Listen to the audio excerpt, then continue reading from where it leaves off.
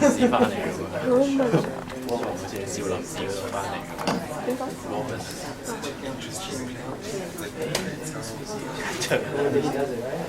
I really want to see if he, yeah, maybe he does this performance position.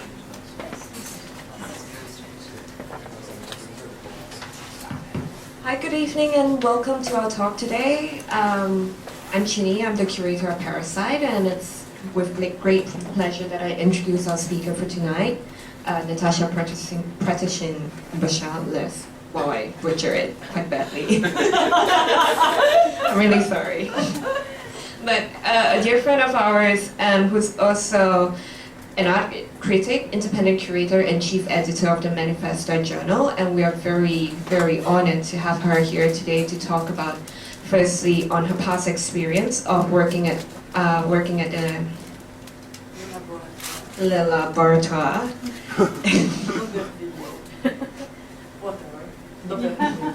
Yeah.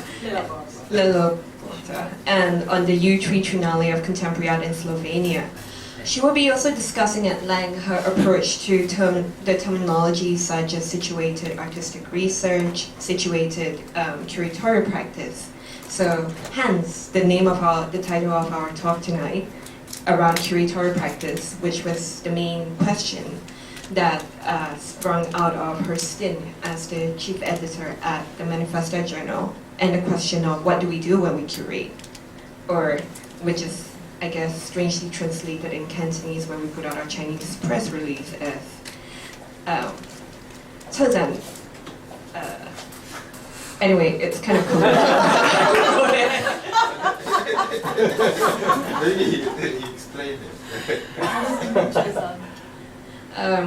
Exhibition planning, but also like we had a lot of translation issues, like because it was like on one hand it was being too formal, like what do you do when you curate? There was this whole like discussion of whether it was the action or the conceptual part of things, so that didn't really come across, so we had to kind of sit was like 搞咩鬼 so which means muck around.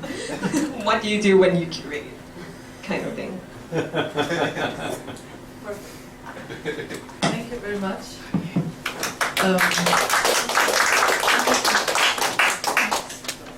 Thank you all for coming. I am extremely honored, nervous, humble, all these weird sensations. It's my very first time in Hong Kong, and combined with my very first trip to Asia. I was just in Guangzhou. I just keep on thinking that I should have at least not the third eye, but like the sixth eye, in order to grasp with all what I'm seeing, hearing. So I'm really happy that you're hosting this talk at Parasite here in Hong Kong. I also am very happy to see dear friends, Cosmin and Inti, and to meet other people from the artistic circles here. And I will, if you allow me, I will indulge a little bit in myself tonight. But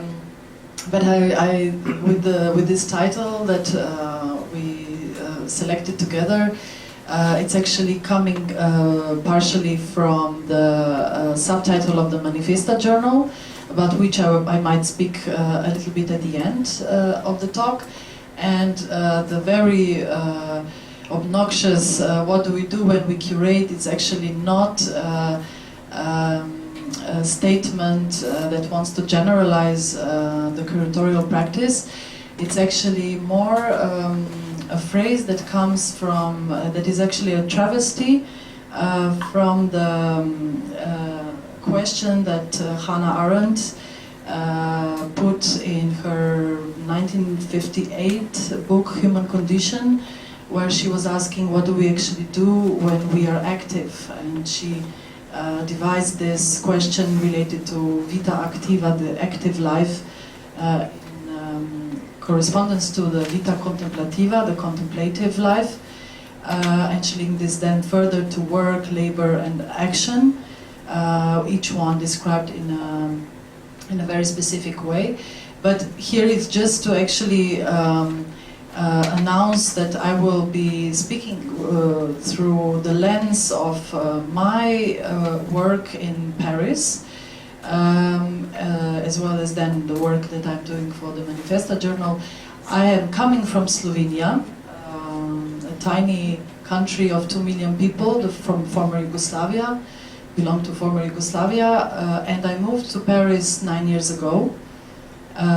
So I've been curating since roughly now maybe 13 years that I consider myself as belonging to this highly new profession in the art field, or let's say profession that is several decades old, in the sense of independent curating. And in Paris I have very successfully used my Eastern European passport when I arrived, because it was the time when France was discovering the Eastern Europe, the former Eastern Europe. So I have been involved in several projects that had to deal with the dichotomy between Western and Eastern Europe. And in 2010, I was co-curator of a very problematic exhibition at Centre Pompidou in Paris that was tracing the conceptual practices from 60s into the present artistic practices in the former Eastern Europe and elsewhere. Problematic for different reasons that I will not go really in details here, but also problematic for me experiencing work, having been always an independent curator, experiencing the working in a factory-like organization that Centre Pompidou is, and in an organization that very much makes very sharp distinctions between the labor that is done in the process of preparing the exhibitions, and an institution that, for example, where as a co-curator you don't even have the access to the pedagogical unit, so the process of mediation is something that is still completely cut from the curating. And I'm saying this because I will come back a little bit later to that. And so 2010 was also the year when we, together with 2 colleagues, I applied for the directorship at this experimental space called Les Laboratoires d'Aubervilliers, about which I will say a little bit more in a minute. And we were selected out of a number of people. It was an open call, and kind of extreme schizophrenia began, because Les Laboratoires is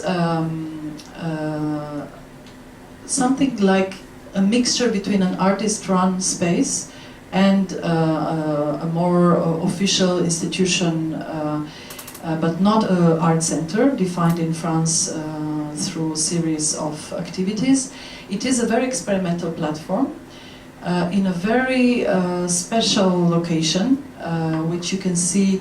I put it in red so that it's quite clear that it's in a suburban town, actually belonging to so-called red zone, which is so Paris is here, and this northeast zone of Paris is actually not only the poorest suburban towns, but also they have always had communist government since de Gaulle, since 1945 till around 2005, which obviously immensely affected the activities of democratization of culture, of arts, but also Aubervilliers itself was run, yes, like a sheriff, but the mayor was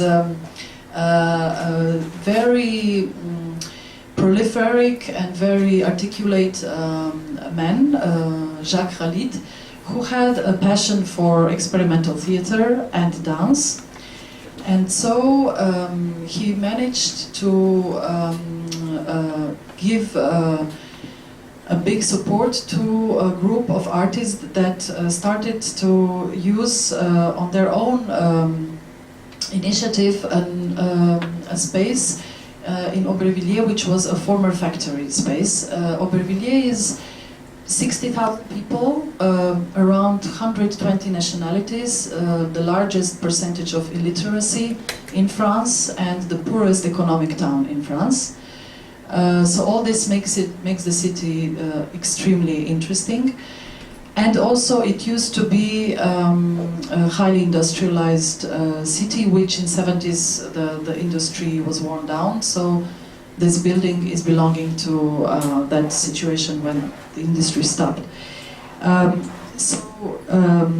giving you this history because it's interesting to know how this defined then the happenings within the 12 years of existence of this space. So the dance group that started to rehearse in this space, that started to use this 1,000 square meters, also decided to invite other artists to join. So it very soon began to be a very self-organized unit that functioned as a rehearsal space, but also with more and more they believed that they should maybe structure it more officially, and so they proposed to the mayor to fund it more regularly, to put the infrastructure in, to make some more light structures, etc. And so in 2001 the first co-directorship was initiated, and this history is important because of several reasons. One being that it is, there are 3 or at least 2 conditions. It is a co-directorship in which at least one person has to be of artistic background, or a professional artist, or at least being really inserted into artistic practice.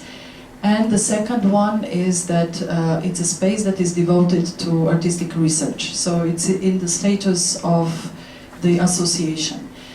And the board, at the same time we have a board, and it's almost entirely comprised of artists. So this makes it also a very special situation when there has to be a need to defend this space, because it's actually a unique institution like that. There is nothing else like that in France. So the schizophrenia to which I referred in the beginning was at the same time opening the show in Pompidou, where mediation and curating is on the opposite poles, and very organic,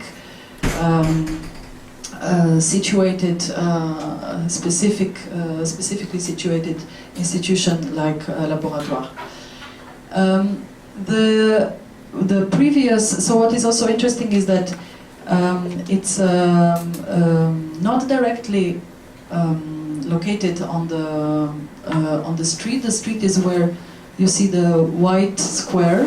So in order that people come, they have to make this kind of decision to come in. They are not coming by themselves. They have to feel either invited or intrigued or involved in some way.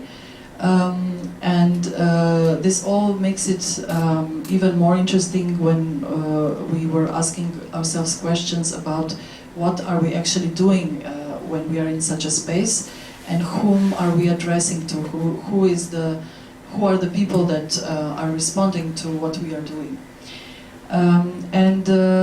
So this is the inside. So the first co-directorship actually made a very very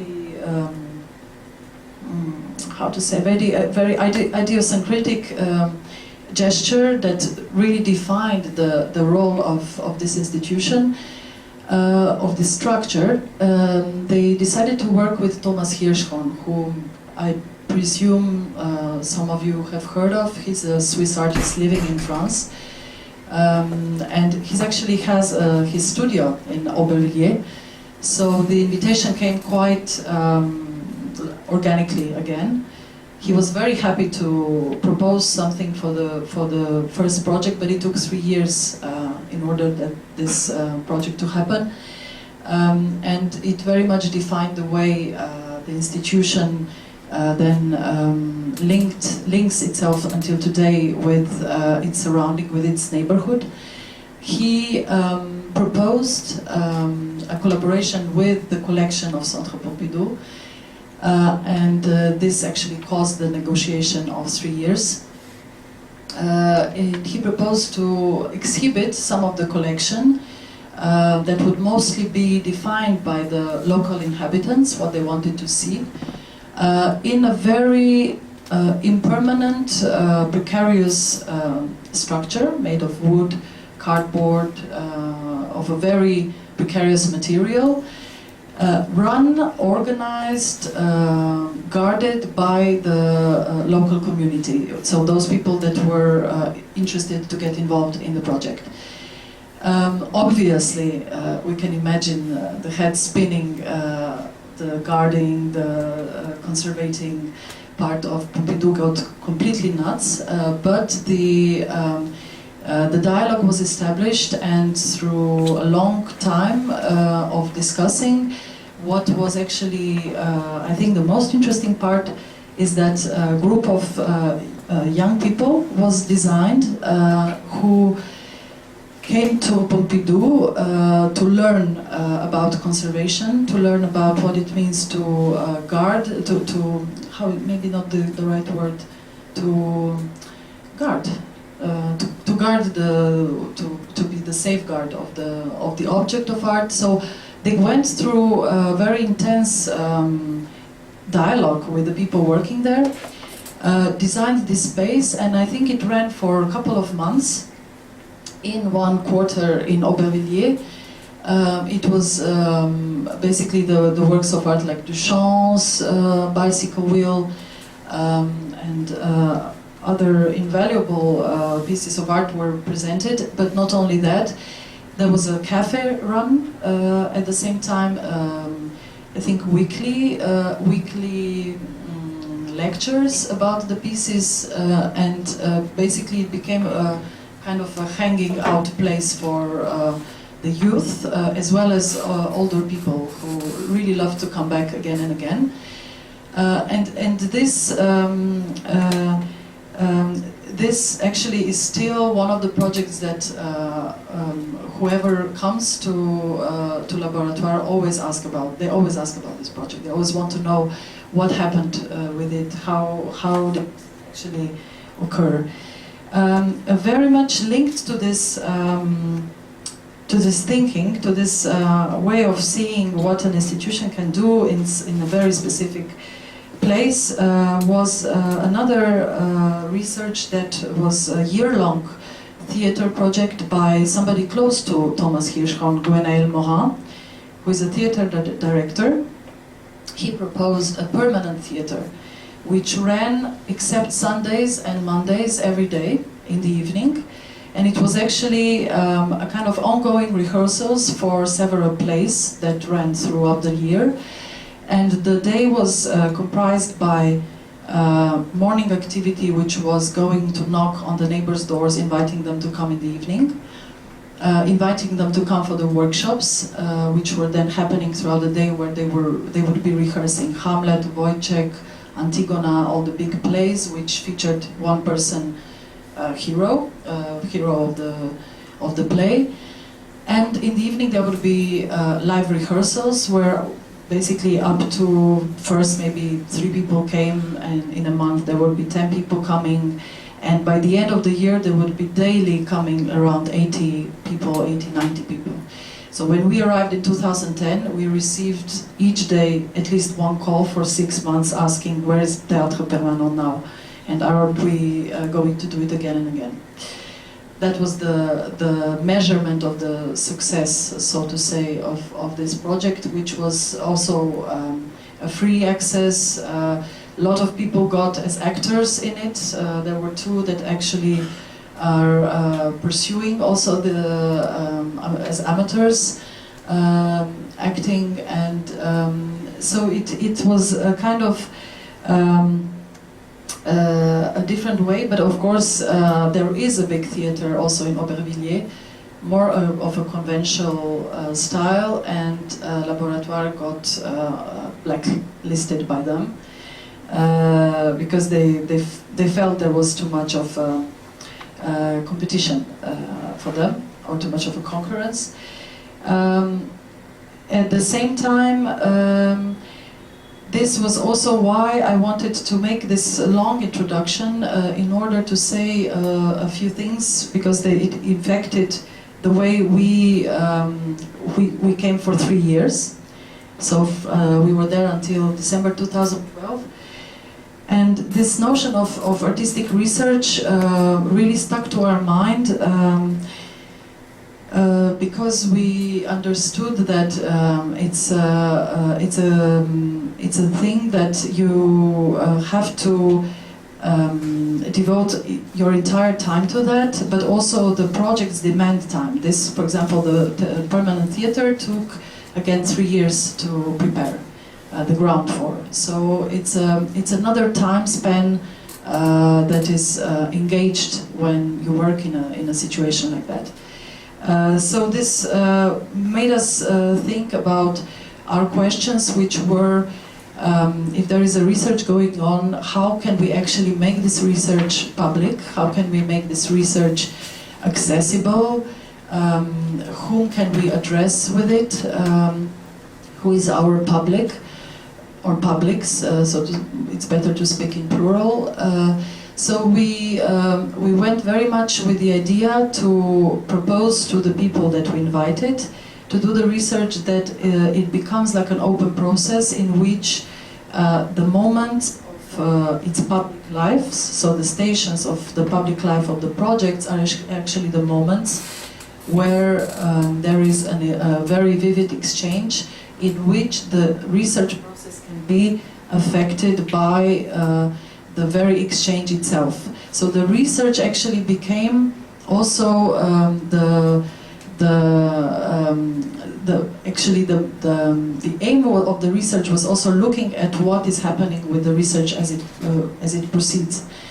And in this way, thinking that this could have a valid point by saying that this could be called a situated artistic research, this kind of practices. I will give you some examples in a minute.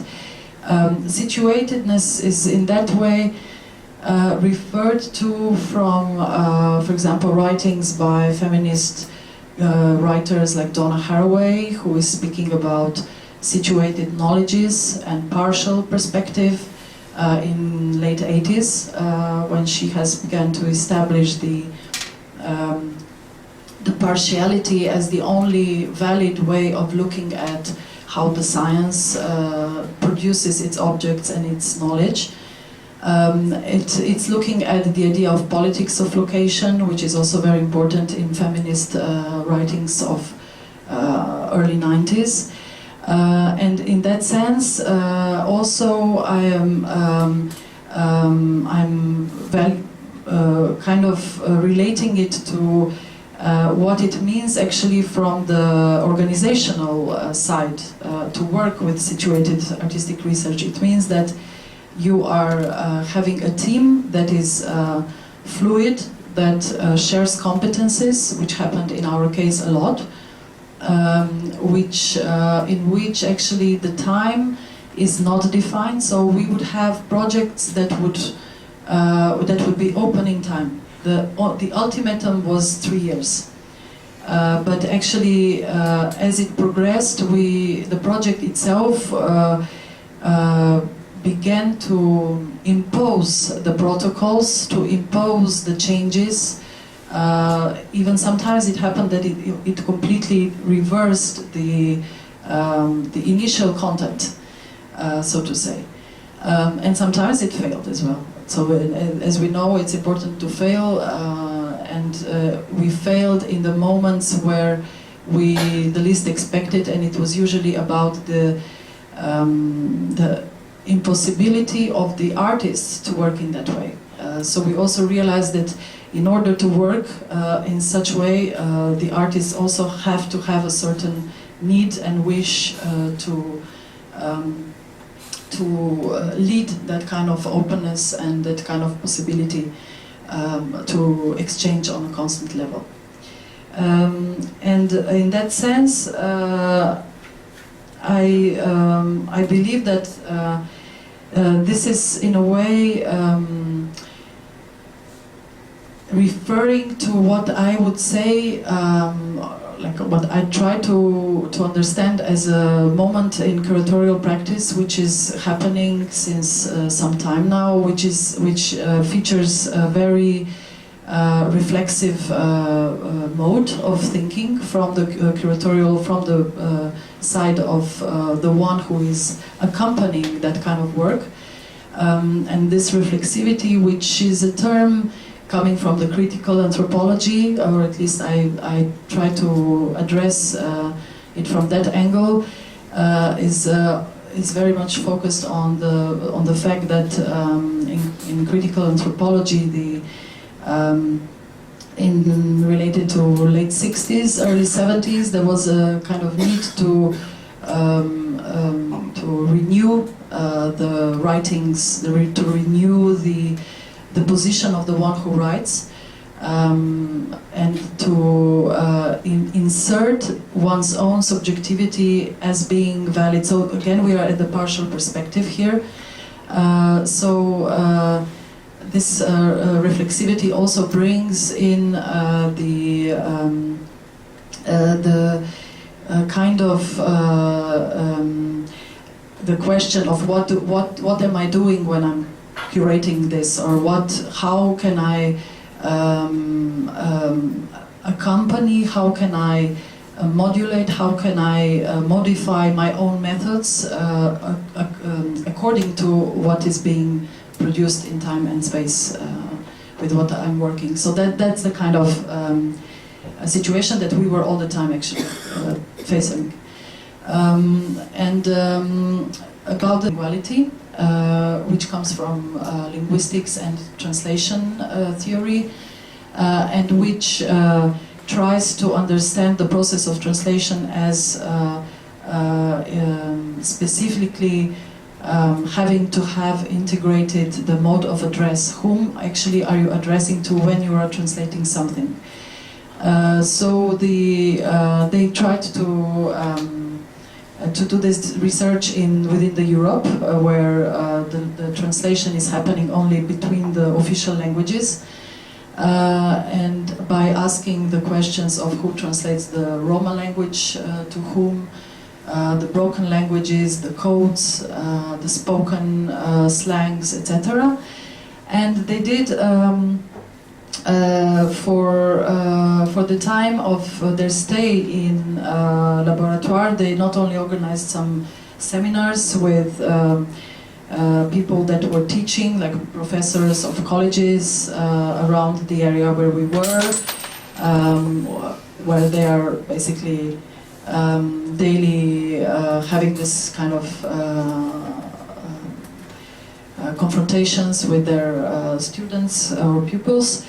But they also organized a slam battle, a slam and a beatbox battle with an association from the neighboring town, which runs for 15 years, association called Musique Avenir, which is a very nice way to the music to come. So the coming music, where one person is actually taking after the school young kids from 16 to 24 and works with them on slam, on poetry, on breakdance, and usually from quite defavorized families. And so we had a battle in Laboratoire one afternoon when the kids could come, but also their parents and also an art public that would usually come maybe 10, 20 people from Paris, because it's still for Parisian public, it's still something that is not, it's dislocated from the center, so but we really wanted to have this kind of hopefully meaningful crossing between the different types of public, which happened in that way as well. We were all dancing at the end, and the battle was actually So the participants of the battle were so enthusiastic that actually they are renting the Les Laboratoires is sometimes still giving them the space to rehearse. And the other type, this was the one other discussion that took place. This is with Boris Budan, the Croatian theoretician, and Sonja Sheikh, who is running a similar association but related to the films. So they give cameras to young kids in order to make films together with them in Pontin, another town next to Aubervilliers, who was introducing then a film program. And this all also to say that that kind of working implies also a lot of discursivity, a lot of discursive modes of sharing, which happened especially in the invitation to walking theory from Belgrade, a group of performing arts theoreticians and artists who were there for 3 years, coming and going, and presenting a lot of various modes of sharing knowledges, and especially trying to understand the context into which they would come. So from Belgrade to Aubervilliers, by first year they were actually mapping they were actually asking themselves whether in France there could be something called autonomous scene or independent scene.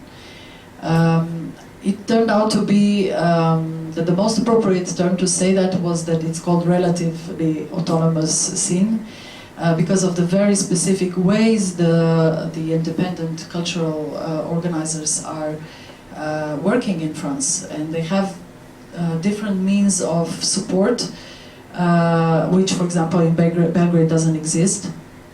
So after 1 year of meetings and of intense research of the performing arts scene as well as visual arts scene, they drew maps and they made a glossary.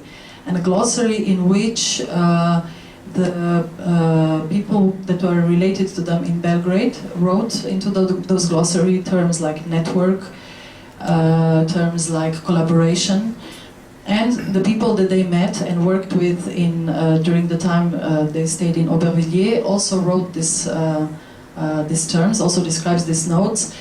And the meanings were opposite.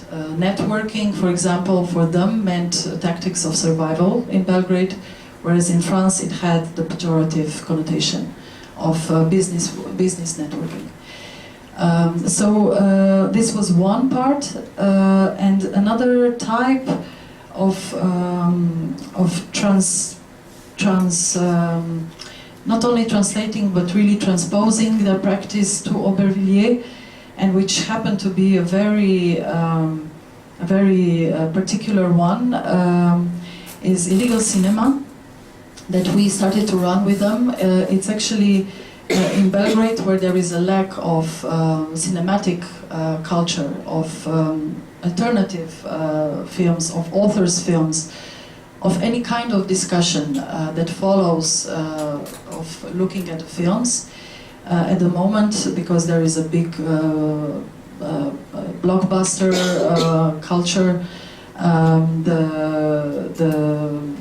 any kind of opportunity where you could have a moment of exchange is almost it's very minor, or just related to specific activities of specific small cultural centers. So what they proposed is in Belgrade in 2007 is to have weekly meetings where people can propose films with the only condition that is that whoever proposes that films is not the author of the films, and the author is not present. So the type of discussion completely changes in the intentionality, in the way people discuss the films among themselves. And in those last days, I think well, they still continue. They have roughly a mailing list of 700 people, and weekly are still organizing that. And we started with that in Aubervilliers, which in French culture might sound pretentious, but especially in Aubervilliers, there is nothing like Cine Club, which is a strong culture otherwise in France. They have local cinema, but it's showing only big films, films that are in big cinemas. And so we oriented it first by inviting as programmers agents that were important for us from within the Aubervilliers, like for example, the first person was the person who is, I just said before, who is managing the associations, the lives of associations. And he proposed a film on Aubervilliers from 60s, where we could also see the spaces where the specific story goes with Aubervilliers, is that actually it was a place where the first lettrist international, the first manifesto written by lettrist movement that preceded the situationist movement was established, because the parents of one of the artists used to live here. And the discussions that followed were from the beginning relating, people were basically more or less saying things like I like this because, or I like that because, or I didn't like, I liked. And actually the more we worked with them, the more we took the time to actually also meet each of that people that came every time, because that was a number of 10, 15 people. We're talking about small numbers. But what I deeply appreciated was that it was actually, it's not something that I would think of before. So to actually taking real time to meeting those people, talking to them, and through that also having them again and again as maybe later as programmers or participants at some other projects. It was about the quality of the relation that we were actually establishing through that. The discussions varied from very politically engaged or very contemporary to whatever was happening in Aubervilliers, where we had also a situation where the Roma community was expelled from their homes at that point, so we organized a screening related to that. And to, for example, a couple of people who were, this couple here, who were actually our most frequent illegal cinema viewers, and who happened to be, the gentleman happened to be a very isolated artist, working on very abstract cinema and painting, and his wife decided to actually propose once the program with his films, and he very modestly waited outside while we were seeing films and discussing. So a kind of very personal implications, personal relations were formed, and this is a kind of format which actually researches the non-hierarchical discourse, because there is no author to which we could relate, so we don't know what actually the film really, what's the message of the author behind the film, but therefore there is much more space and freedom of the readings to happen. And it's still going on with the new directors. Am I fine with time, or it's a little bit? Yeah, okay. So I'm sorry, I'm taking the time, but I thought maybe it's not that interesting. There was just briefly about another type of situating a project with Marjetica Potrč, Ljubljana-based artist, who first had a very utopian idea about creating a community garden on the, as you saw before, there is this platform in front of Laboratoire, in front of the building. And she wanted to make a garden there, but we realized that actually there are in Aubervilliers, there are more and more, it was 2010, more and more initiatives that were investing small plots of land were popping up. And we were not meaning to have a gardener on place to cook or to open a restaurant or anything like that. So instead, she went to meet all these initiatives and realized that they are they are not having any kind of contacts between each other, although they are mostly interested, all of them, into some kind of engaging with the idea of the urban gardener as an engaged citizen, of promoting through the seeds and planting a kind of more chemics free, so kind of back to organic farming. All these ideas were related, and also kind of wish to be inserted in the urban fabric and do as many workshops with local audiences, local populations, children, elderly people. This was all actually linking them.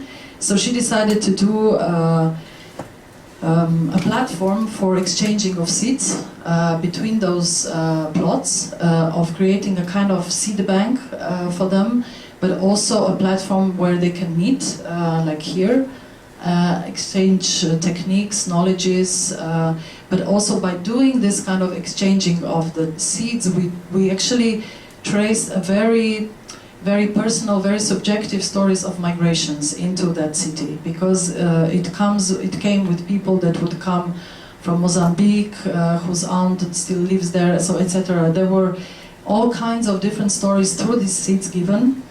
And so we planted those seeds then first in those red bags. We actually also, in one of those magic moments, we found through a lot of research a young urban gardener, theoretician, who was actually doing his PhD on Aubervilliers and on wild plants in Aubervilliers. And who actually joined us into the team to work specifically on this project.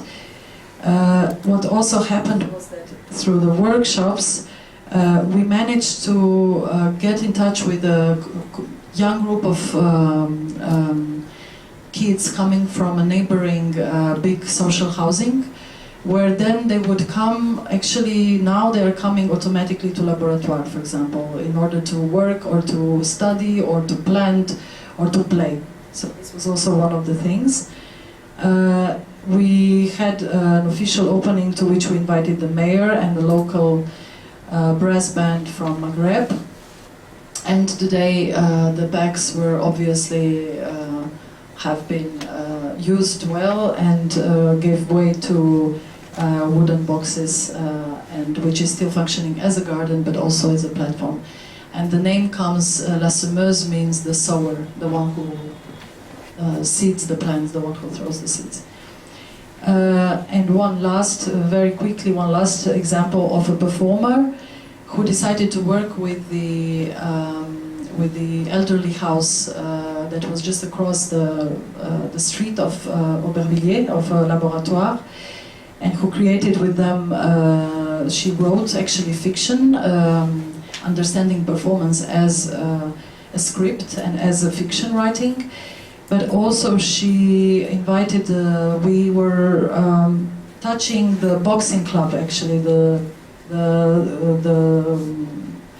wall on the other side is the boxing club that is famous for female boxing, has female champions, and so she invited a few dancers to actually go into a battle with those boxers and the teachers from the boxing club. So she was actually for a year working constantly in that sense with the neighbors, and with the elderly people living at that house, she actually created together then one performance, as well as invited them to take part in the workshops of the previous project of Les Laboratoires. So it all also became very organic during between the projects themselves. So the whatever workshops we would be giving for either of that kind of projects, the public also started, or the participants also started to relate, actually not only to themselves, but also getting to know each other through that kind of activities. So this brings me to the way that I tried to transfer this very specific experience to something like curating a triennial, which sounds like day and night, especially because it is done in Ljubljana, where I used to live, but I'm not living there anymore. And the first wish that I had to actually do a triennial where only that kind of practices that are interested in localities would be shown is, of course, turned out to be quite impossible, because I couldn't be there, and for that kind of work you have to take the... Basically, I couldn't do it without taking that kind of full responsibility. It also came the triennial, which is a triennial devoted to contemporary art in Slovenia, and is a kind of offering a general view of what is happening in Slovenian art scene.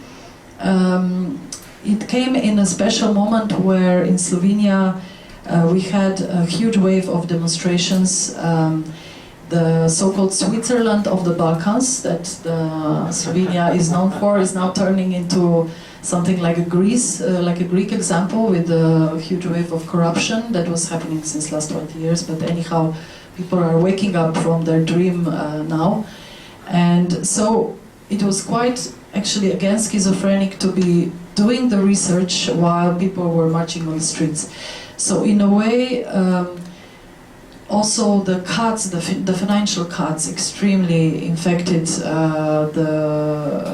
the hosting museum, the Museum of Contemporary Art, that is a new museum and belongs to the Museum of Modern Art, that was facing, actually it faces no support from the Ministry of Culture, because the new building was built, that you can see here.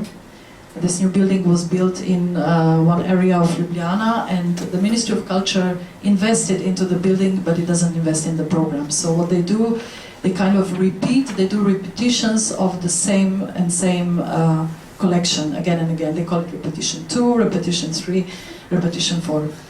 So in that kind of very specific situation, I decided to maybe that the most meaningful way would be to address the younger generation that is coming, and that through the talks with them I realized that they don't even project themselves. So people coming from Visual Art Academy, architecture, film, design, they don't even project themselves for 6 months in advance. They cannot. So what they do is they try to survive in by being polyvalent, not only multitasking, but really having several jobs, and in a very in a kind of perverse way, this also affects what they are doing as a content. So the strategy of survival becomes actually also the content, and especially so in the performing arts. So I decided to call them resilient. So the title of the triennial is Resilience, which is a concept quite related to what actually those situated artistic practices are supposed to talk about. They're talking about a kind of local economies that are self-sustainable, and resilience is that kind of concept that in the policy of in the policy making, state policy making, is trying to upgrade the notion of self-sustainability, and so in a kind of metaphorical way, I think that this young generation is actually by trying to find, by trying to work collaboratively. So, for example, a lot of co-working spaces opened in Ljubljana, where people work on trying to finding out new alternative ways of funding. A lot of Kickstarter projects turned up, which were never happening before. There is a kind of very alternative infrastructure running among these young people, especially, but not in the arts. So not in the visual arts. In the visual arts, you still have this very determinate authorial positions that I felt while talking to people, and I thought that by bringing this very different ways of thinking could be also productive for those young artists that still believe that there would be a gallery coming up in Slovenia and taking care of them. This is not really happening. So another thing that was interesting is that this particular plaza, this particular platform that you can see here by night or by day, is actually a new thing that tries to, a new architecture completely.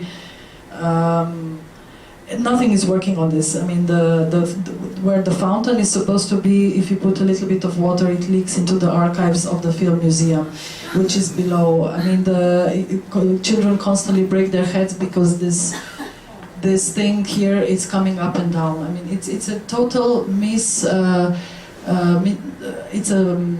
how do you call it? It's not. It's dysfunctional completely. And the absurdity, of course, is that you see the orange building there at the end. It belongs to the autonomous center called Metelkova, which is a complex of military barracks squatted in '93 after Slovenia got independent, and still is squatted place by today, and run by it hosts like around 50 different associations, cultural associations mostly. And the people who are, so on this platform here, you have 4 museums: Film Museum, National Museum, Ethnographic Museum, and Museum of Contemporary Art. And on one of my first meetings, where I tried to just understand the way these two separate worlds are trying to work together, one of the directors said the best would be just to build a wall, and in that sense we would be calm and they would stay where they are. So there is absolutely, this kind of really stick to my head as a symptom. So the triennial is also dealing with the idea of cohabitation, of a micro cohabitation. So in various ways, the triennial, I will go through it quite quickly, is trying to address this concept of do it together, which is also upgrading the do-it-yourself hacker tactics, and the cohabitation with this autonomous center by actually we are doing open studios visits throughout the triennial. There was an exhibition happening there that was in the framework of the triennial. It planned actually cannabis because it looked like cannabis, but it was not. This was another type of actions that happened. And we planted a permacultural garden in front of the facade of the building through a group of performers who were doing a year-long research of relationship in one other plot of land in Ljubljana, on the relationship between the body and the planting, and also through that the terminology that follows, that is transferred from the seed terminology, so the bad seed, the invasive plants, etc., and how, of course, this is transferred onto marginalizing the social groups within the society. So this part of the project will be whatever comes out, people can take, actually, it says on the notice, but at the end, the last 2 weeks, it will be us who will be taking the crops, because the last dinner of the triennial will be cooked out of this. And this was a mapping project, which also, and just to end with the one performance, a very interesting theater director has staged a performance called "I Love When My Work Makes Sense," and together with an actor who is capable of, who actually in 45 minutes creates a shower. He builds a shower on the stage, mixes music, prepares a kind of electricity for the water to flow through an SMS command, and ends up the performance with "I love when my work makes sense." And it's all again a comment about the general situation in which the artistic subjects or creative subjects in Slovenia are faced with at the moment as we speak. In trying to understand this, in being interested in how to share the research in different ways, curatorial research as well, I would maybe say a few things on the Manifesta journal and on the online residencies that we created. So parallelly to this work, I'm chief editor since 2 years of the Manifesta journal, which is a journal that is run by Manifesta office, Manifesta International Foundation. Maybe you know of it. It's a nomadic biennial existing since '94 in Amsterdam, and which came in a very particular moment in the history of Europe. So after the fall of the wall, with the first Manifesta biennial, which was curated by Hans-Ulrich Obrist and Victor Misiano, the Russian curator from Moscow. The aim of this biennial was not only that it's a nomadic structure that is hosted by different cities every time, but also that it addresses the idea of the new Europe at that time, meaning bringing together the East and the West of Europe. And it still exists today. I would argue that that this nomadic way of working, especially in Ljubljana's case, was quite problematic. It does create certain voids in the cities, and not only as their aim is bringing interest to that kind of local cultural scenes, creating maybe even new jobs, so really participating in the creative industry of that town. I would say that in quite many ways the experience was actually quite the opposite. But nevertheless, out of this biennials also, they were developing a kind of this biennialization that we know, or not biennialization, but in a way the role of the curator or the role of the new independent profession of curating in a very particular way. And so in 2003 they decided to actually, the question was always how this could be shared, or how could this be transferred and communicated in a somehow more pertinent and permanent way. So a magazine was organized, was established, whose first two editors were Misiano, Victor Misiano and Igor Zabel. Igor Zabel was the most important art historian in Slovenia and coordinator of the Manifesta Biennial in Ljubljana in 2000. And they very much devoted this journal to the idea, so the journal was called Journal for Contemporary Curatorship.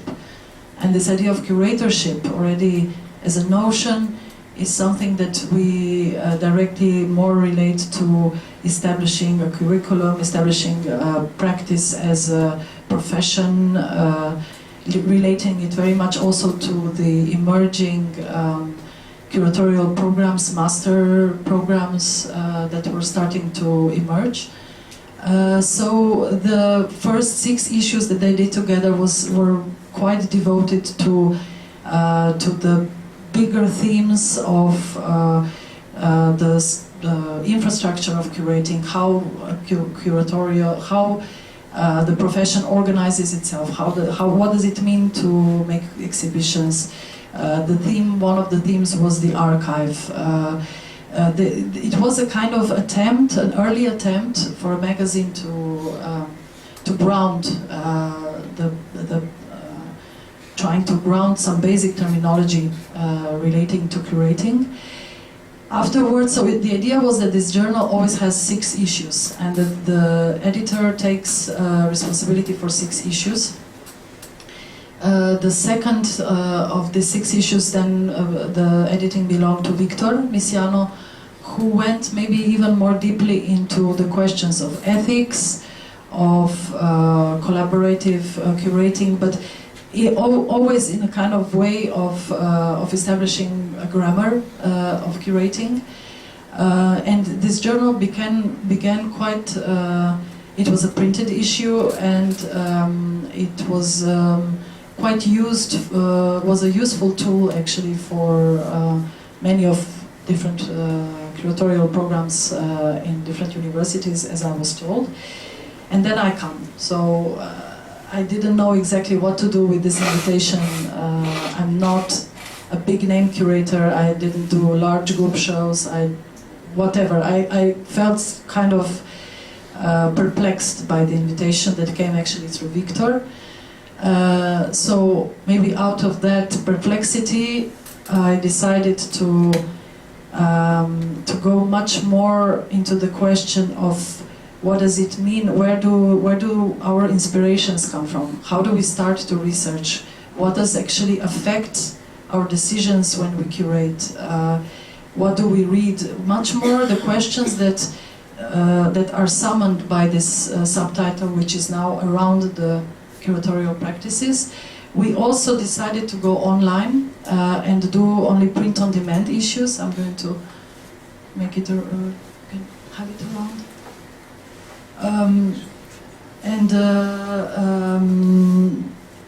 As an online platform as well, it obviously shifted from the previous readership to another kind of readers that we are still just trying to map out.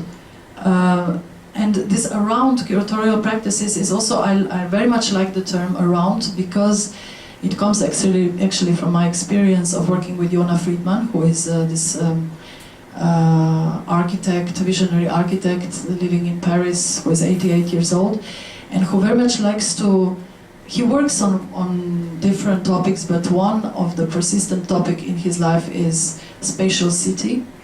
And whenever he would make smaller projects, he would call them around the spatial city. So it's a nice way to it's a beautiful word that actually doesn't exclude anything. But it opens up a field of interest of the subject that it's treating. And so the idea was also to so that I don't do it alone. So I invite always guest editors.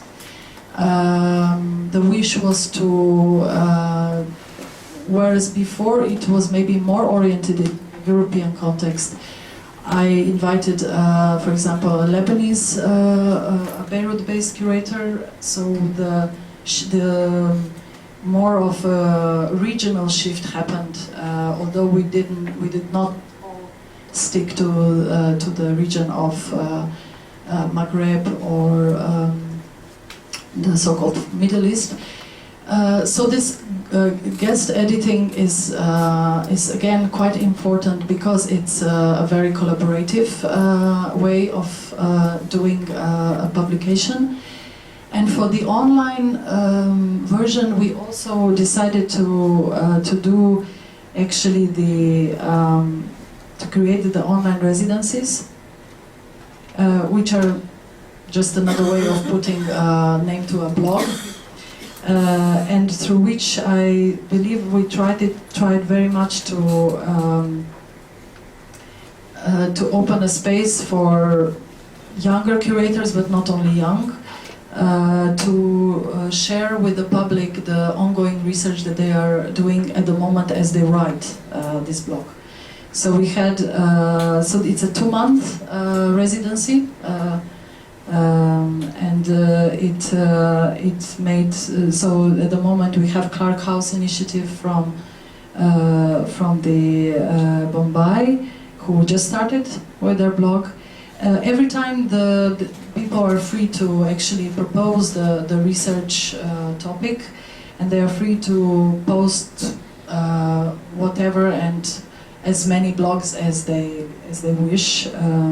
There is no, there are no instructions, there are no orders, no implications from our side. We do, however, communicate while the posts are being made about the content, about the way where this is leading to. But otherwise, it's really a way of. So here is Hufang's beautiful writing on memos for future Shanshui. Matteo Lucchetti, who I believe was just here, who decided to actually confront the vision of the new Europe that Manifesta had at the time of founding in 90s, and the vision of Europe as we see today through the political events. Tolin Tuk from Amman, who was writing about a very specific short-lived moment of resistance during the time of the so-called Arab Spring, and which was turned down by the government in a rather brutal way. And the first blogger, Adnan Yildiz, who was doing interviews with the artists that he was meeting and putting this online, or telling us what he visited. So in a much more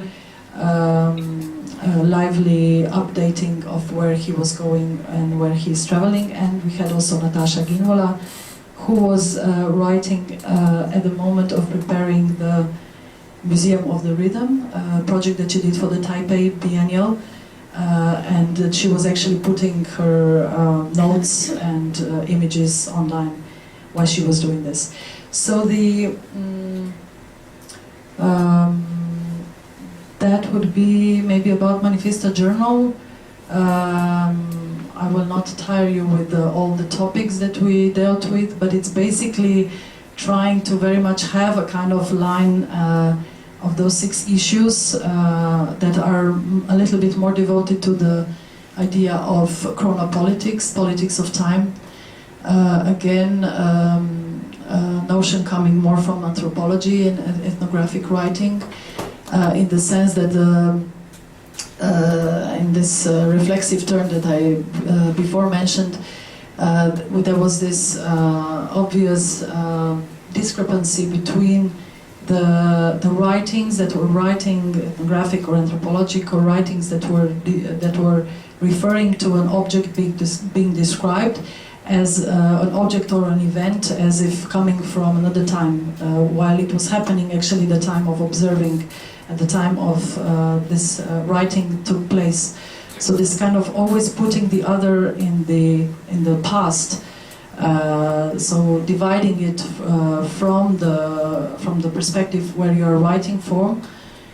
This has also been a kind of endeavor of this reflexive anthropology to be changed, and it very much also coincided with the work being done in post-colonial discourse, post-communist discourse. So we thought that this could be the guiding line through the journals. So in this rather fragmented way, I hope that it made some sense, and I'm very open to questions, if there are especially comments and More than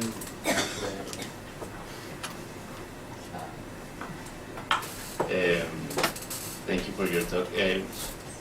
More than a question, I think it was interesting the experience of the first and the second part, because you showed us a lot of documentation of things that clearly make more sense for those who lived the experience. So generally they were images and descriptions of situations and people like participating in this hardly like you saw more of the audience rather than the work itself, no? And then at the end you bring us a project that you have no contact with people somehow. I mean the contact is like emails and I don't know, uploading to a Dropbox. So maybe it's my own, maybe this is a question on how do you see that experience between curating a journal where and coming from such a live experience of the projects that you do? I think we're, and I think it's a schizophrenic way again, no? I mean, I like the way that you put that it's curating a journal, because I do believe that this is what we have been trying to do with, it's me working with associate editor Virginie Bobin, who is at the moment working in Rotterdam, and the guest editors, and it does come to me as actually as almost as a parody, or almost as a, not a parody, but it's a too strong word, but it's really like you say. I mean, even we, the three of us, for example, with the guest editor, we live in 3 different countries. We have, and this is a little bit related to the financial reality of the journal. The foundation lives from the host city. So whenever there is a host city for the biennial, the journal can live. And while we were waiting for the next city, which is now St. Petersburg, above all places, for 2014, the kind of 6-month void was there in which we had to somehow relate to each other and communicate, and there was no money to meet for us, for example. So it is, in that sense, it is completely the opposite of the practice that I'm really interested in and that I hope to be able to continue working on. But I think that I hope that in that way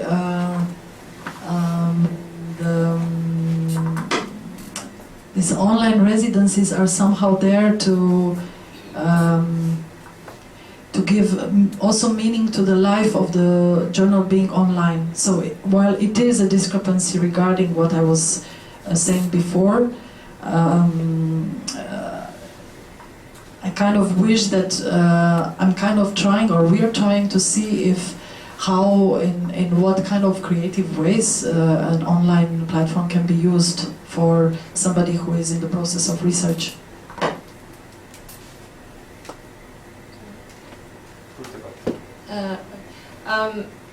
In the beginning, you already framed it that you've been curating for 9 years, and in the beginning, it seems like the project Les Laboratoires de Urvilliers is kind of a very grassroots or from the bottom up. Were you then already conscious of the idea of what it means to be curating, or is it something that progressively with time, as you do this, it becomes very self-reflexive and kind of overly, maybe a bit hermetic in the way that you think about it? And you know, are those then, I don't know if you use the space as curatorial experimentation in the beginning, or, and if you're conscious of that because you're curating interactions, or? Well, the Laboratoire came after I was already doing projects for about roughly 10 years.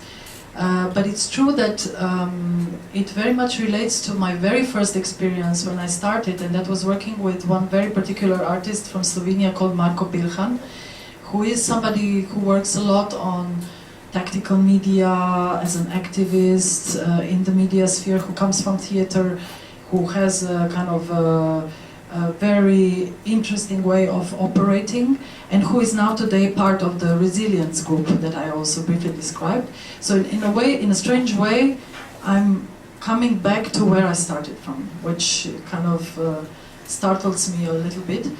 But this experience, I would say, at Laboratoires, especially because of the nature of the work, just affected, I don't want to sound pretentious, but affected my personal ethics and the way I'm curious to continue working from now on.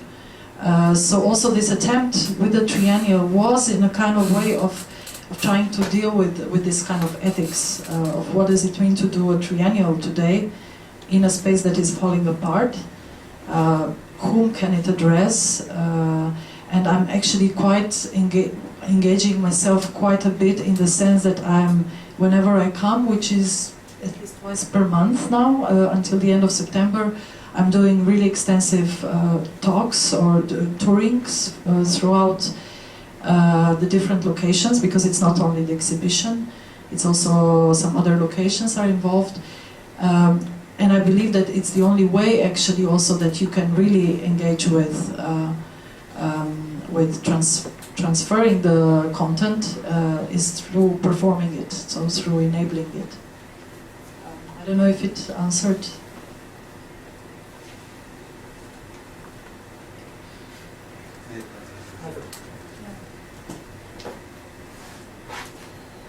Hello. It might not make sense, my question, but I'm gonna try. So, for example, the ideal laboratory or residence, at first when I think of the word residence, I think of doctors. But residence, laboratory, this kind of experimentation, reflexive practice that you're talking about is all, I mean, if there's any kind of a relation to science, a lot of science research goes with mistakes, a lot of failures. Exhibition is a little bit funny in a way that exhibition has to present on the opening day, and it's sort of like a party in a lot of occasions, including Manifesta. So my question is, when your process and the process result, that is sort of like the process that is like a result in your case, already reveals a failure, and then you have to present it anyway. Do you negotiate that?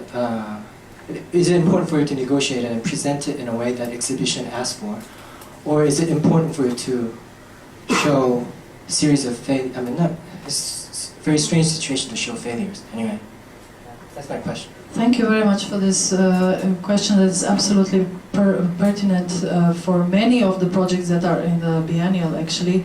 One being exactly this one, which opened. I mean, all the triennial is happening in time, as I said, and that's also something that I very much insist on when I talk to, when I describe it, when I talk, or when I do tours, or when I just talk to people who are stopping by.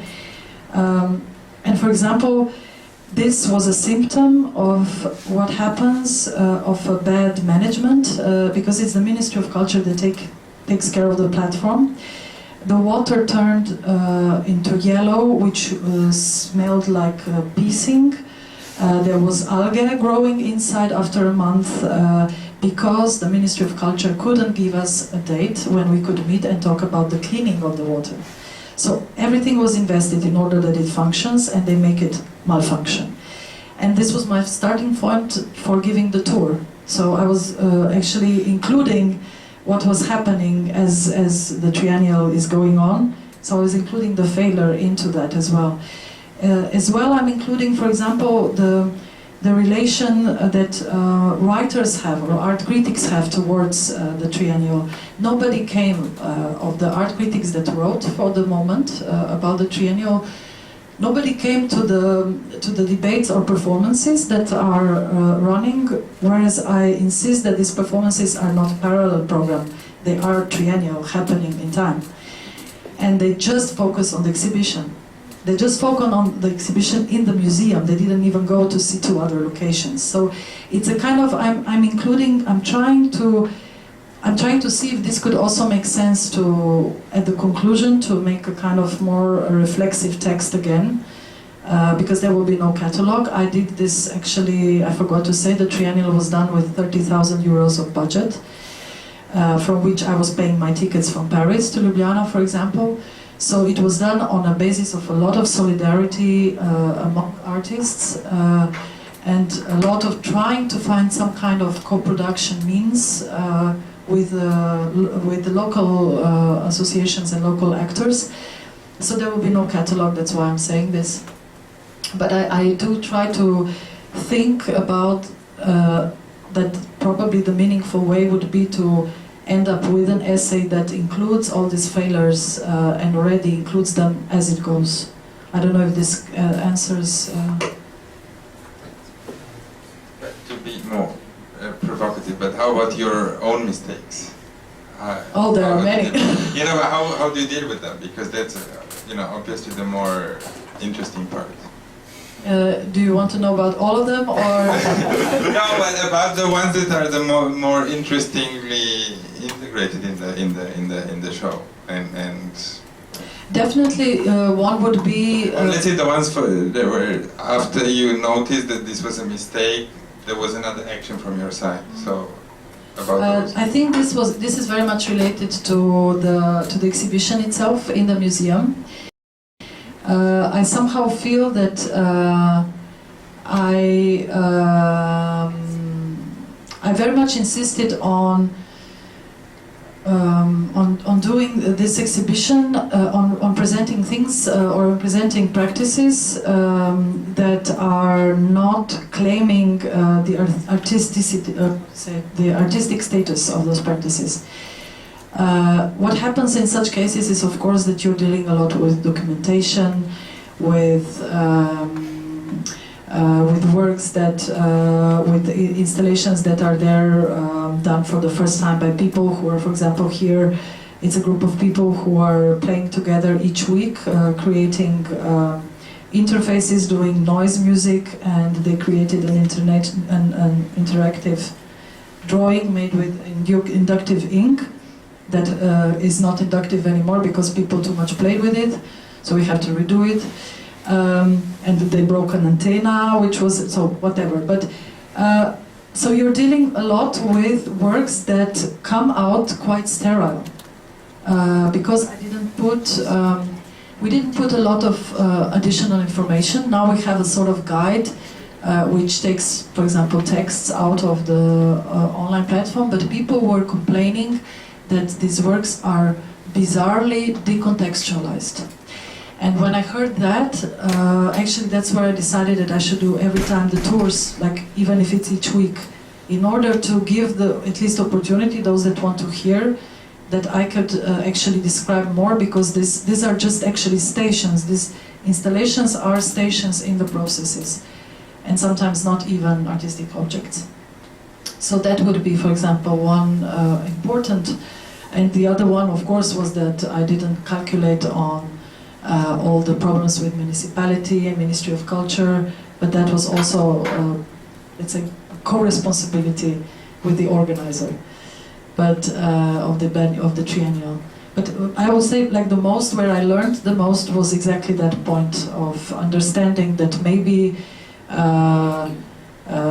these objects in space are indeed turn out to be sterile because they don't offer immediately this kind of possibility to interact with or to get into the content, and that you need much more information additionally. Yeah. This is not a direct question about the topic. Why did they actually build these 4 museums next to this squatter space if they didn't want this interaction?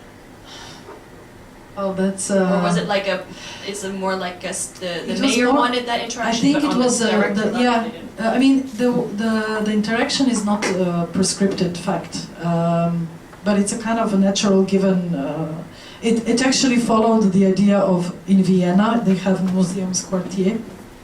They wanted to build a Museumsquartier in an area which until now was a little bit, it's a little bit dislocated from the center, and it's actually becoming more and more livelier throughout the last years.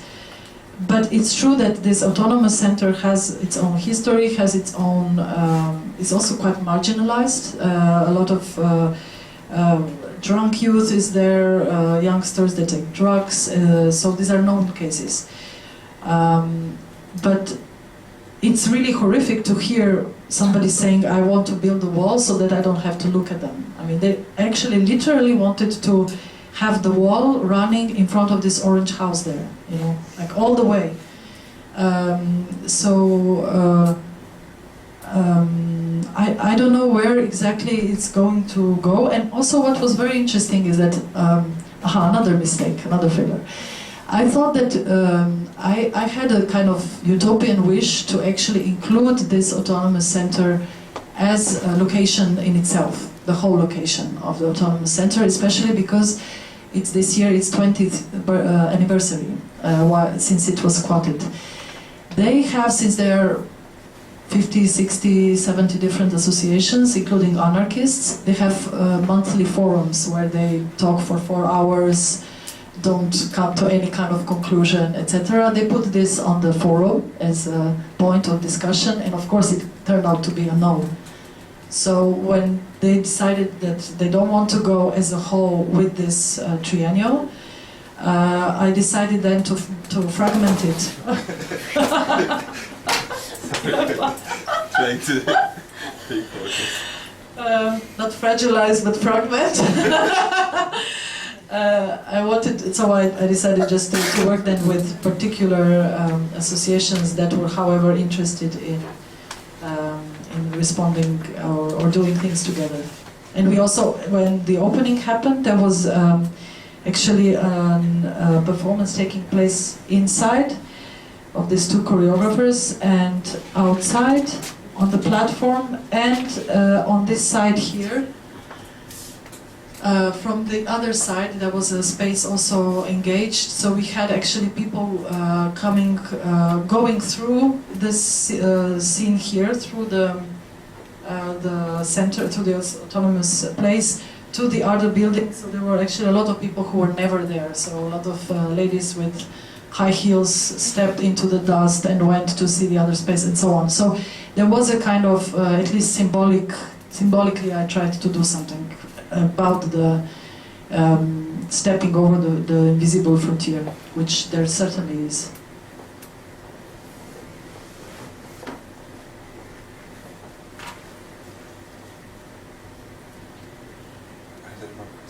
Any more questions? Did they use them in the? Did they use this squatter in the sort of rhetoric when they were trying to raise funds? I guess it's public funds, but raise funds or lobby for this space. I mean, like here with West Kowloon, they say, you know, it's going to be on the harbor and it's kind of a derelict area. It's, you know, working class around the West Kowloon Cultural District, and therefore this is the kind of community they're going to try to engage in. Was this part of the way? No, I think that the real rhetoric, like you said before, was really like the state-driven, which was the new museum quartier, whatever that meant. But I don't think that they really integrated neither this autonomous center. It was actually to fragilize it, because it had a history of 20 years of struggle to exist there. They wanted several times to erase it and build a shopping mall there. So by now it successfully resisted. And that's why I actually so much insisted on locating. So for example, this community garden is not far away, and it's really working. So there are some inhabitants from a block building that are investing it now. First it was launched as an artistic project, now it's a real garden. So for me, I was really trying to point on those projects that deal with working with neighborhood, with that particular quarter, district, and with that particular neighbor, which is the autonomous center. But it's still, the triennial is still happening, so I might email you at the end of the triennial about how it happened.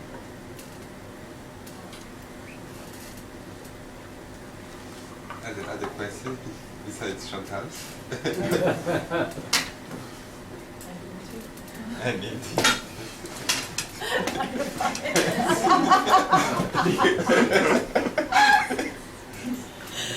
Yes.